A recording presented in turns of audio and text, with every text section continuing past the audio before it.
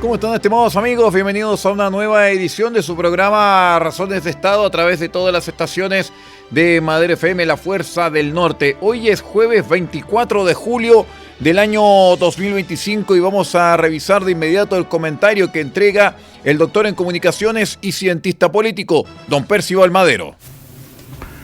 Y cuando ya estamos a jueves 24 de julio del 2025 y le vamos, como siempre, como lo hacemos diariamente, echarle un vistazo a lo que ha pasado estas últimas 24 horas, queremos contarle que ayer estuvimos con el ministro de Justicia, Jaime Gajardo, que vino a nuestra radio a una muy interesante entrevista y pudimos conversar. Obviamente es un ministro de Estado, es obvio que tengo que saludarlo como dueño, como socio de este medio de comunicación, y fue muy grato su conversación y quiero contarles de qué se trató, así una conversación breve, pero más bien para explicitar los respaldos respecto de este sicario que salió con nombre falso, venezolano, que con una red de apoyo salió del país. Y mi idea era también, en los tiempos que teníamos, era también, contarle al ministro que de nuestra aprehensión, le conté que hacíamos un programa de razones de Estado, me dio la impresión que ya sabía. Y sobre todo porque,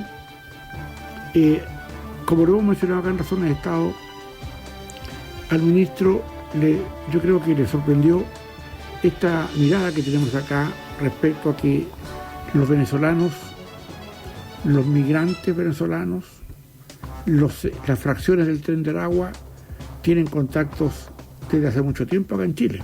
Y le pregunté al ministro Jaime Gajardo que si acaso no contaba él o si sabía él que había alguna concomitancia entre los respaldos de este sicario venezolano con los grupos de apoyo a quienes asesinaron al teniente Ojeda, refugiado político en Chile, que fue asesinado por agentes venezolanos, directamente ellos o a través del Tren del Agua.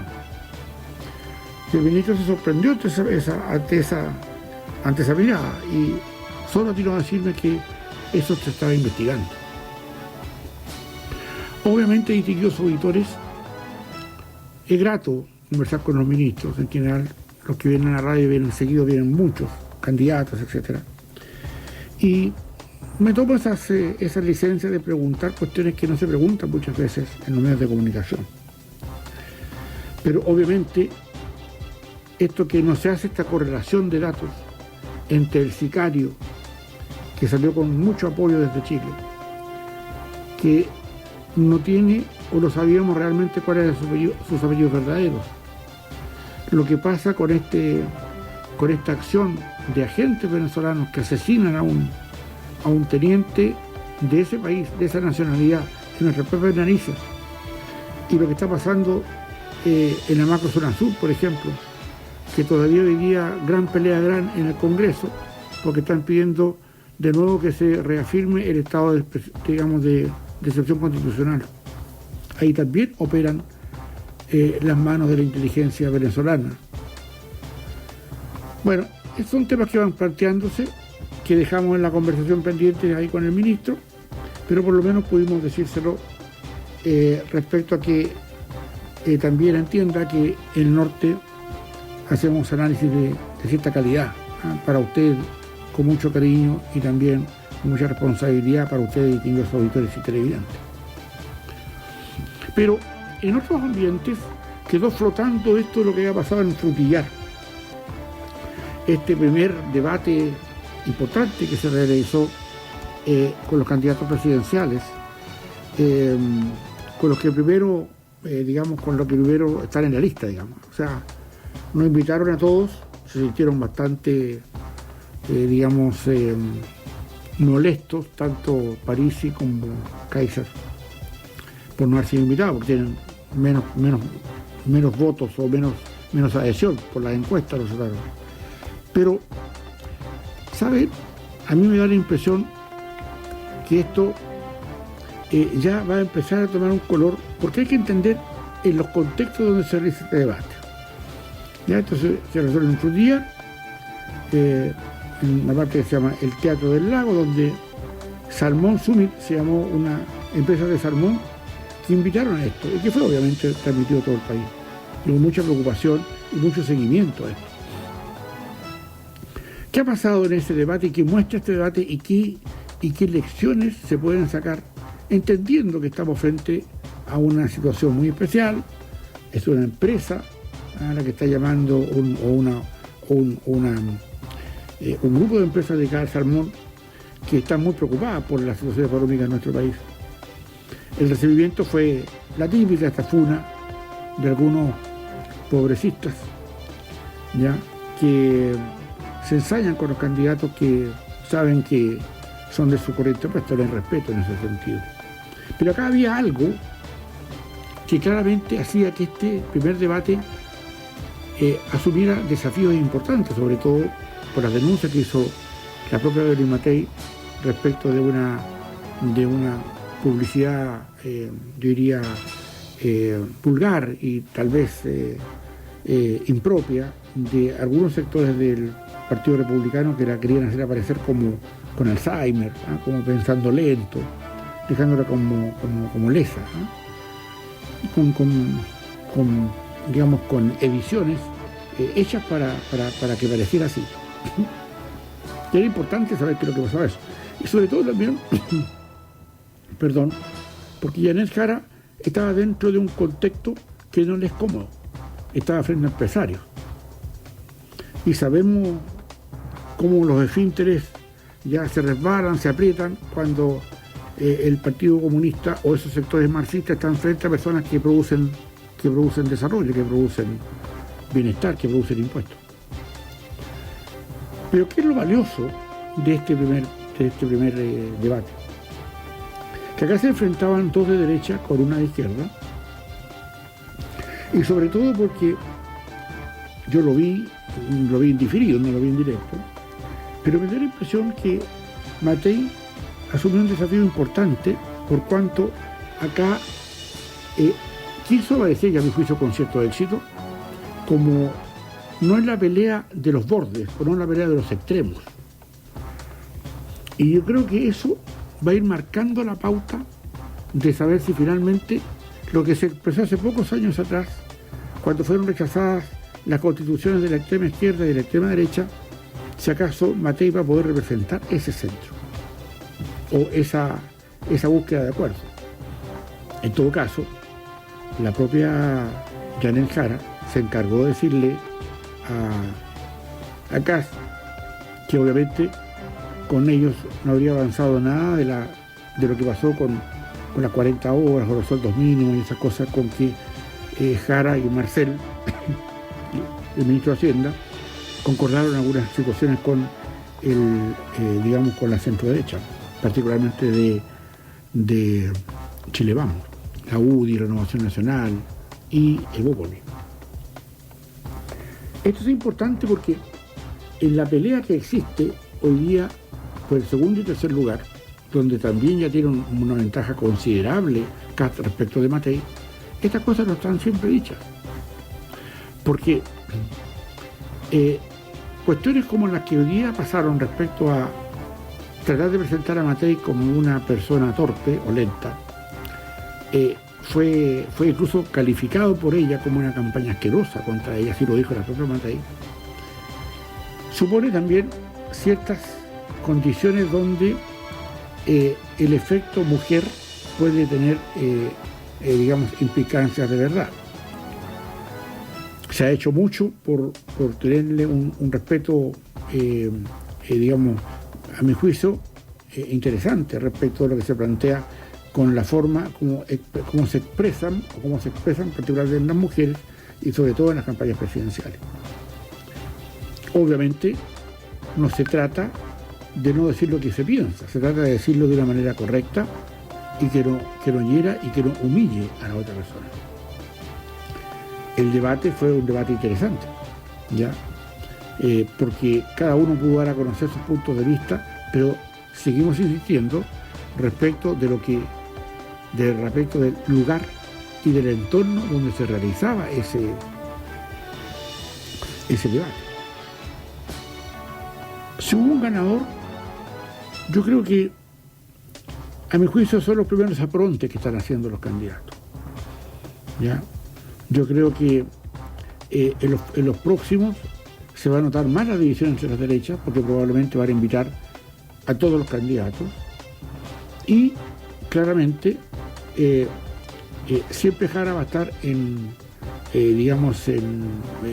diría, en una especie de ataque permanente, porque acaso tuvo a dos y después va a tener a Parisi y va a tener seguramente a Kaiser, buscándole las pifias que tiene de ser la candidata de continuismo, la candidata de Boric, la candidata que pretende seguir los legados de este gobierno. Entonces, a mi juicio, presenta una primera aproximación. ¿Ya? No se le dio, a mi juicio, toda la importancia, porque esto está en Frutillar, es en una región del sur, y esto normalmente tiene más prensa cuando está en Santiago, sin duda, cuando estos debates se hacen en Santiago. Cuestión que no debiera ser así, porque cada debate, los debates presidenciales, sería bueno que los sacáramos de Santiago para llevarlo a cualquier región, digamos, o que hubieran debates por cada región. Sería interesante para poder sostener qué es lo que se piensa de cada uno y ir tomándole el peso a las consecuencias que tiene que gobierne uno u otro. Entonces, aquí un comentario bien asertivo, ¿no?, de un colega. Estudiamos en Copiapó juntos, ustedes, digamos, y fuimos, colegas también en la Universidad de Chile, estudiamos juntos ciencias políticas, el primero que yo.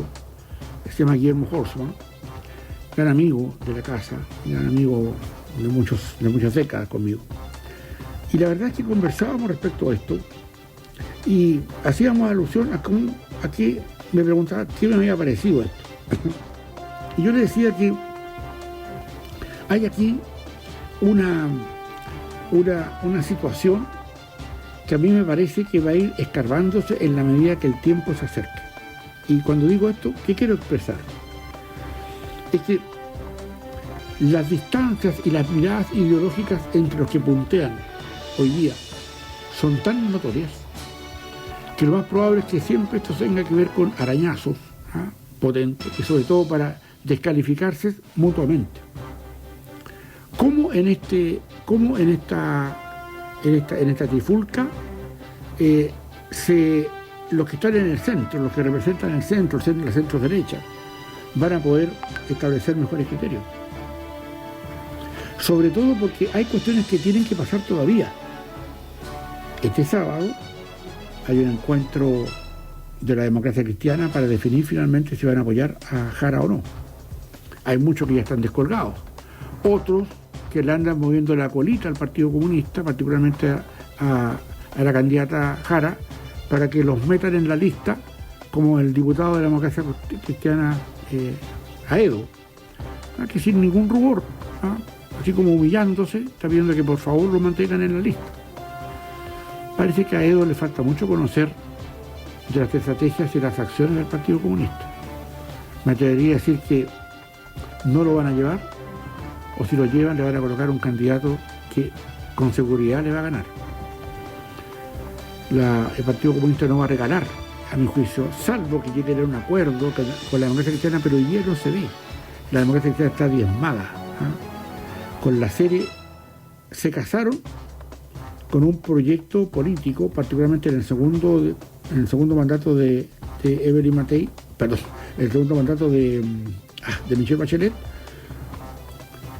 y gobernaron con los comunistas. Y en ese momento ya el Partido Comunista hizo todo lo posible para que el frenesí que conocimos de la democracia cristiana en su tiempo con Erwin o con Frey, fue una situación que fueron los únicos candidatos de democracia cristiana, pues ya no hubo ningún presidente de democracia cristiana más. Frey, de hecho, perdió la elección cuando quería ser candidato presidencial de nuevo. Entonces, yo creo que ahí hay que, digamos, ir de alguna manera precisando los alcances de acuerdo a quiénes son los auditores. Y sobre todo porque hay un 20% de indecisos, por lo menos hasta ahora, yo creo que sea un poquito más, pero de ese orden, que son los que van a decidir esta elección. Y acá todavía no entran a tallar ni el Partido Demócrata con Jimena Rincón y Matías Walker. Ya los amarillos tampoco han entrado acá todavía no sabemos lo que pasa y con quién se van a poner o no en la campaña, si van a apoyar finalmente o no a la candidata Matei. Hay que ver si acaso dentro de las listas de Chile Vamos efectivamente van a considerar a personas del partido, de los partidos que dirigen Walker y Rincón, ¿no?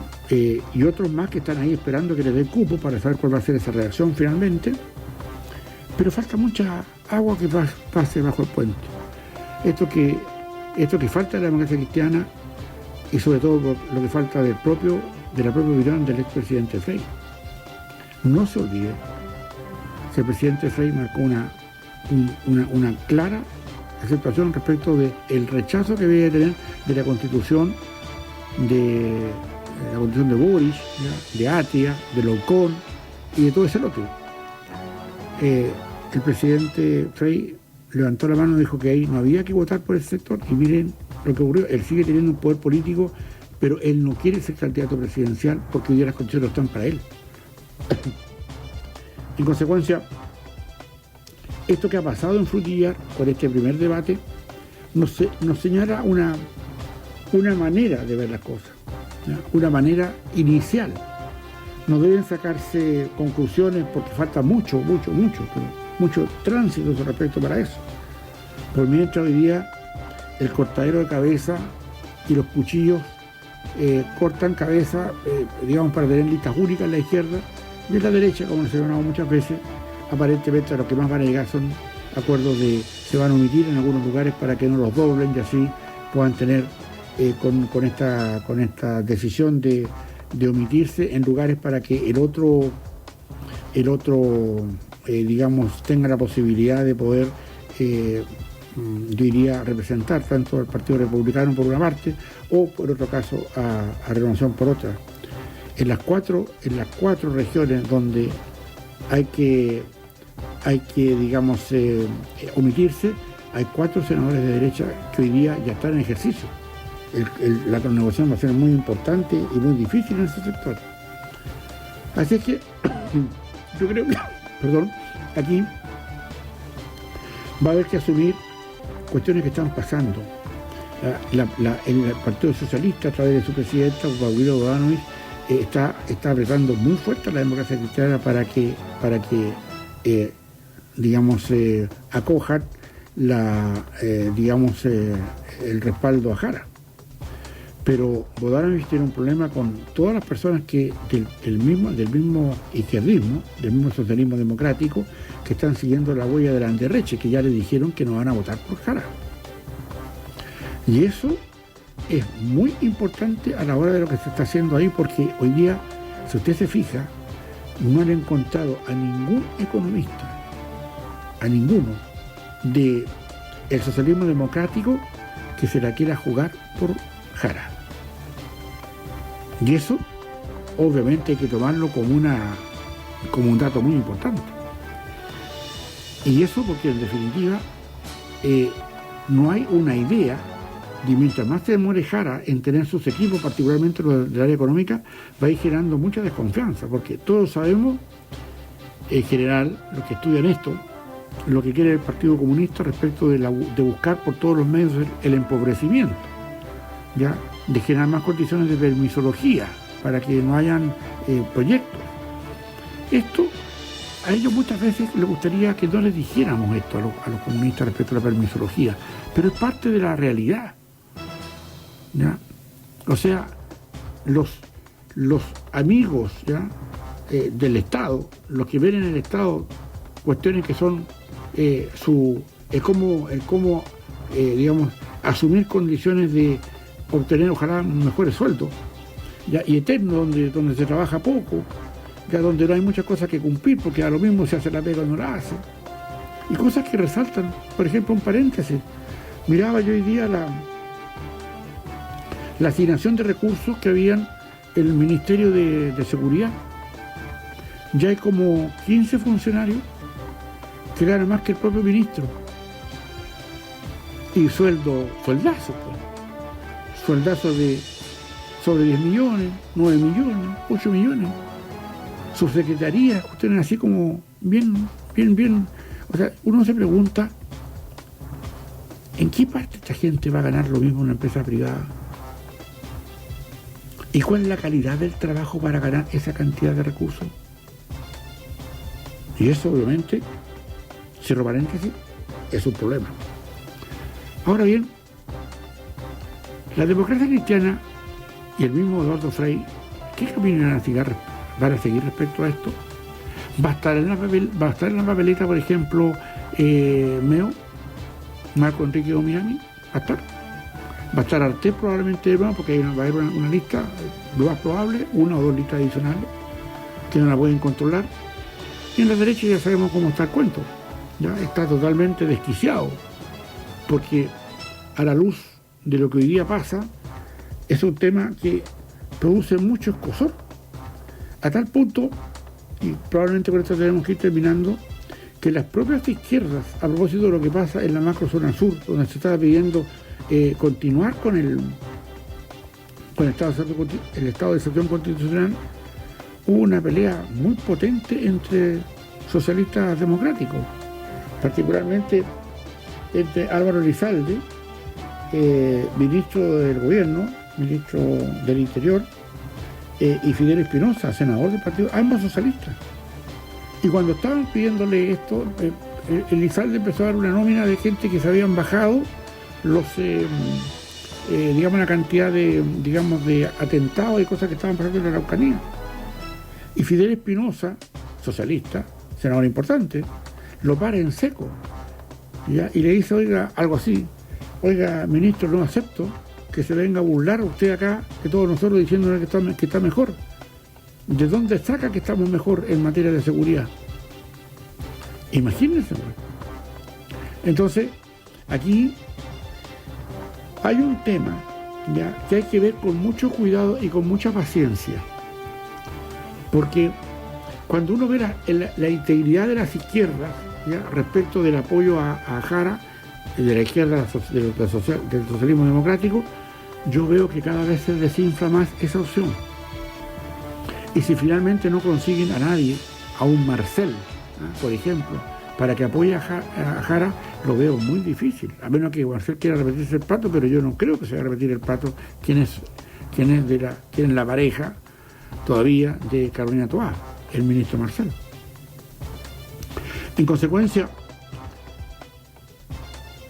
esto tiene muchas maneras de mirarse.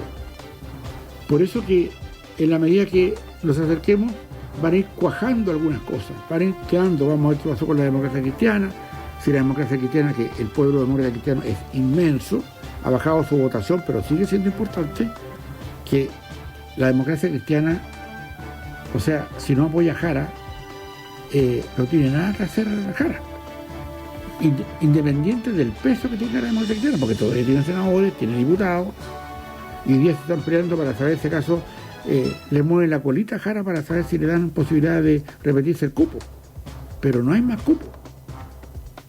En consecuencia, esto tiene mucho paño que cortar todavía, y va a pasar mucha agua bajo el puente para ir tomando, para que esto vaya decantando.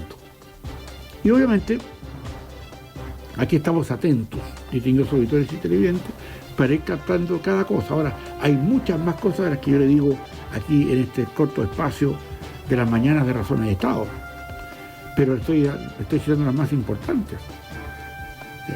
Desgraciadamente nunca existe el tiempo para todo con lo que uno quisiera, pero sí está a mi juicio, lo más elemental para que se entienda por qué camino vamos a seguir hoy día esto de los debates presidenciales, que están dentro de una esfera totalmente distinta, porque donde está esa pelea soterrada es en las listas quienes van a ir y quienes no van a ir en las listas parlamentarias, tanto de la izquierda como de la derecha.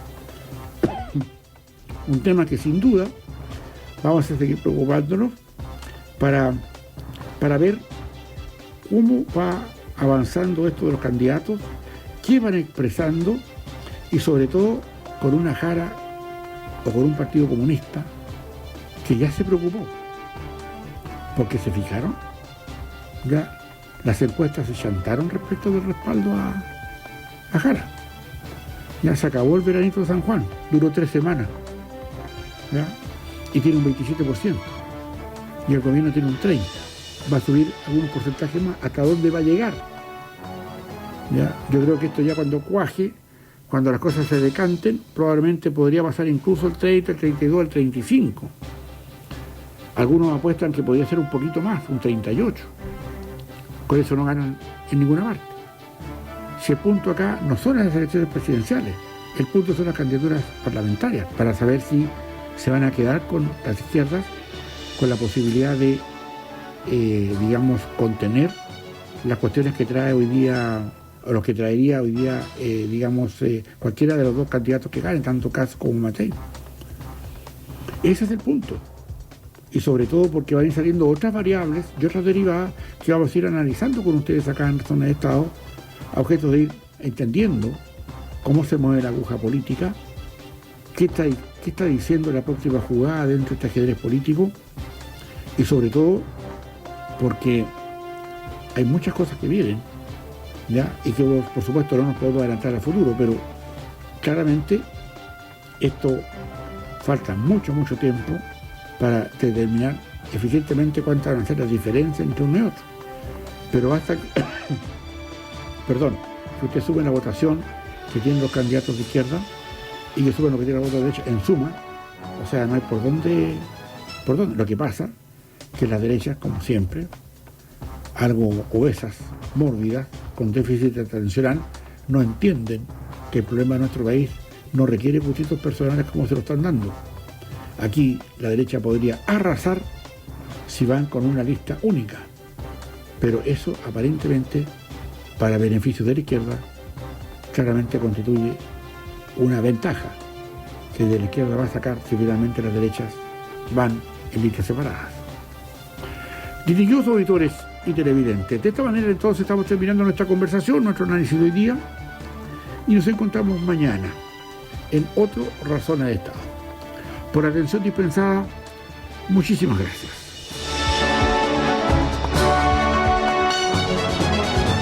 Hemos escuchado esta edición de Razones de Estado correspondiente a esta jornada de día jueves 24 de julio del año 2025, junto con el doctor en comunicaciones y cientista político, don Percival Madero. Los invitamos a todos ustedes a que sigan en la sintonía de la Fuerza del Norte.